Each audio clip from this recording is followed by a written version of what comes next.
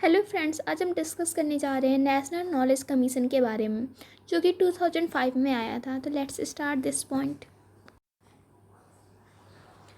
तो राष्ट्रीय ज्ञान आयोग में पहली लाइन यहाँ से स्टार्ट होती है।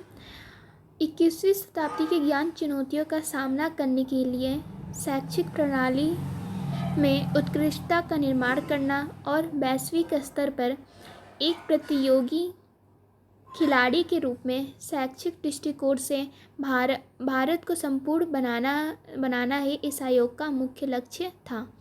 इसी परिदृश्य को ध्यान में रखकर और देश को आगे बढ़ाने हेतु ज्ञान की आवश्यकता को अनुभव करते हुए राष्ट्रीय ज्ञान आयोग का गठन 13 जून 2005 ईस्वी को किया गया। और मोस्ट इम्पॉर्टेंट बातें जो आता है वन MCQ जो क्वेश्चन होते हैं उसमें भी पूछा जाता है कि जो राष्ट्रीय ज्ञान आयोग था उसके अध्यक्ष कौन थे।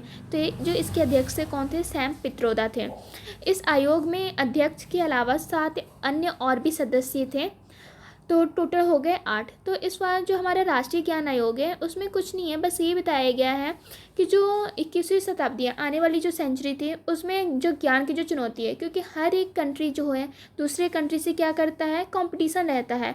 तो जो इंडिया की एजुकेशन सिस्टम है वो इतनी अच्छी नहीं है कि हम मतलब कि उसका कंपटीशन जो है पूरे उस पर वर्ल्ड लेवल पे वो बहुत ही ज़्यादा इंडिया उसमें पीछे है। तो इंडिया के लोगों को भी आगे आना चाहिए, जो पूरे विश्व में जो नॉलेज चल रहा है इंडिया के जो पीपल्स हैं उससे अवेयर हो सके।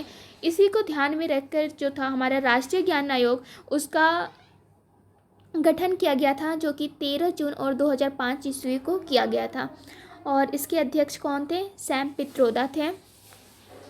इसके अलावा इसमें 7 अन्य सदस्य भी थे, तो टोटल हो गए 8 मेंबर्स।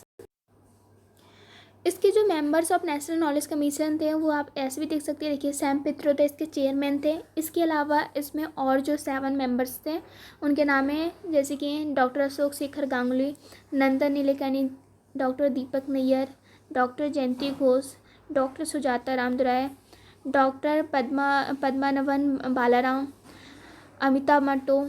तो ये उसके क्या थे, हमारे जो इसके अध्यक्ष थे सैम पित्रोदा। उसके अलावा जो 7 अन्य सदस्य थे उनके बारे में था ये शॉर्ट उनका मतलब इंट्रोडक्शन टाइप का। अब आते हैं हम नेशनल नॉलेज कमीशन की जो सिफारिशें थे उसके बारे में डिस्कस करते हैं। फर्स्ट इसकी सिफारिश थी शिक्षा व्यवस्था में उत्कृष्टता लाना, मतलब कि जो एजुकेशन सिस्टम है उसको और अच्छा बनाना ताकि वो 21वीं शताब्दी में ज्ञान चुनौतियों का सामना कर सकें। सेकंड है विज्ञान और प्रौद्योगिकी प्रयोगशालाओं के ज्ञान के सृजन को बढ़ावा देना। हम लोग साइंस और जो भी मतलब कि साइंस हो गया, ये जो रिसर्च सेंटर हो गया, उसमें ज़्यादा लोग उतने मतलब कि इंटरेस्ट नहीं लेते हैं। जो लेबोरेटरी वाला काम होता है, नॉर्मल जो थ्योरी होता है उस पर तो ध्यान देते हैं, लेकिन लेबोरेटरी वाला वर्क को इंडिया में आप भी अगर स्कूल में पढ़ते होंगे तो उस पर उतना ज़्यादा जो होता है ध्यान नहीं दिया जाता है, लोगों से प्रैक्टिकल्स नहीं कराए जाते हैं। तो इसमें भी क्या करना है, हमें उसकी क्रिएटिविटी लेवल को बढ़ाना है। बौद्धिक संपदा अधिकारों के क्षेत्र में कार्यरत संस्थानों के प्रबंध में सुधार लाना। जो बौद्धिक संपदा अधिकार है उसके जो मैनेजमेंट में जो भी काम हो रहा है उसमें हमें और ज़्यादा उसमें इम्प्रूवमेंट लाना है। नेक्स्ट है कृषि और उद्योग में ज्ञान को बढ़ावा देना। जो भी नॉलेज हमारे पास है उस नॉलेज का तब तक कोई फ़ायदा नहीं है जब तक हम उसका यूटिलाइज ना कर सकें। इसीलिए जो हमारा एग्रीकल्चर फील्ड है, जो कि इंडिया में मोस्ट इंपॉर्टेंट जो फर्स्ट जो है जिससे सबसे ज़्यादा इनकम आती है वो कृषि ही है। तो कृषि और उद्योग में जब हमारे पास जो ज्ञान है उसको हमें उसमें उसका यूटिलाइज़ करना है ताकि हम और अच्छा कर सकें। नेक्स्ट है नागरिकों को एक प्रभावी, पारदर्शी और जवाबदेह सेवा प्रदाता के रूप में उसे विकसित करना। तो ये 5 पॉइंट्स हैं जो कि हमारे राष्ट्रीय शिक्षा आयोग था उसकी सिफारिशें हैं।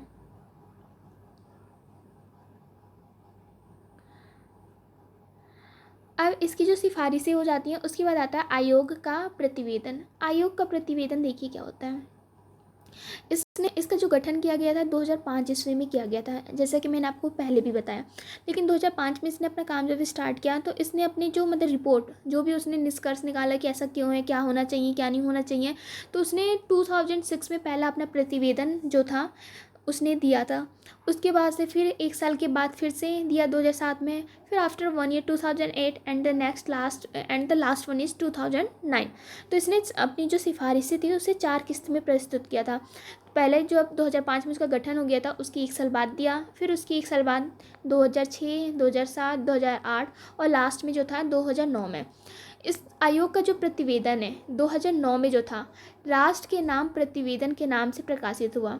ये क्वेश्चन इंपॉर्टेंट है कि इसमें ये पूछा जाता है कि किस नाम से प्रकाशित हुआ था, तो राष्ट्र के नाम प्रतिवेदन। इस आयोग का जो प्रतिवेदन है टोटल 5 भागों में विभाजित है।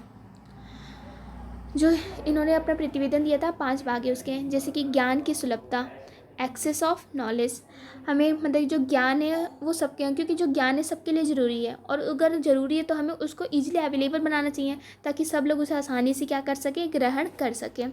नेक्स्ट है ज्ञान के सिद्धांत, जो ज्ञान के सिद्धांत है उसे पता होना चाहिए। थर्ड है इसका सृजन मीन्स क्रिएटिविटी। उसके बाद से फोर्थ है सेवाएं, सर्विस, और लास्ट में आता है अनुप्रयोग, जिसे एप्लीकेशन करते हैं। जब ये सब चीज़ें हो जाती है तो इसका एप्लीकेशन हम यूज कहाँ पे करें, ये चीज़ होती है। तो इसके जो थे प्रतिवेदन में 5 पॉइंट्स जो शामिल किए गए हैं। फर्स्ट है ज्ञान की सुलभता, सेकंड है ज्ञान के सिद्धांत, और लास्ट है सृजन, फिर सेवाएं, फिर है अनुप्रयोग। अब लास्ट में देखते हैं जो ये ऑर्गेनाइजेशन है नेशनल नॉलेज कमीशन, उसका स्ट्रक्चर किस टाइप का है। तो इसका स्ट्रक्चर कुछ इस टाइप का है। जो एनकेसी लिखा है ये रिप्रेजेंट कर रहा है नेशनल नॉलेज कमीशन का। जो एनकेसी है यहाँ पे ये क्या था, प्राइम मिनिस्टर का वो था।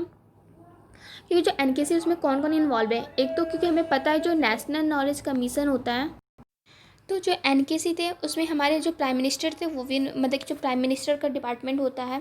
तो इस टाइम हमें पता है जो एनकेसी की जो क्या नाम है, उस टाइम के जो प्रधानमंत्री थे डॉक्टर मनमोहन सिंह, उन्होंने इसके लिए अप्रूवल दिया था। तो एनकेसी में प्राइम मिनिस्टर हो गए, उसके बाद से जो एनकेसी के चेयरमैन हो गए, उसके मेंबर्स हो गए एंड सपोर्टिंग स्टाफ, ये सब भी अपने एनकेसी को जो भी अपनी प्रतिक्रिया है इसमें क्या होना चाहिए क्या नहीं होना चाहिए अपने मतलब वो सब देते हैं।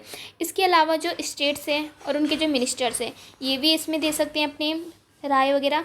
और जो हमारा प्लानिंग कमीशन है जिसके अध्यक्ष कौन होते हैं, प्रधानमंत्री होते हैं, ये भी डायरेक्ट चेयरमैन जो है एनकेसी के बारे में, ये सब इनसे इस तरह से लिंक है। तो आप देख सकते हैं इसका स्ट्रक्चर कैसे है। एनकेसी है ये, एनकेसी नेशनल, केसी नॉलेज, सी से कमीशन, और ये हो गया। फिर ये इसका ऑर्गेनाइजेशनल जो सिस्टम है इसे हम ऐसे भी समझ सकते हैं। बीएड के क्वेश्चंस में एक खास बात होती है, आप जितना ज़्यादा इसको रिप्रेजेंट करें थ्रू अ फ्लो चार्ट उतना ही ज़्यादा आपको अच्छे मार्क्स मिलते हैं, गेन कर सकते हैं। तो आप इसको इस तरह से ड्रॉ भी कर सकते हैं।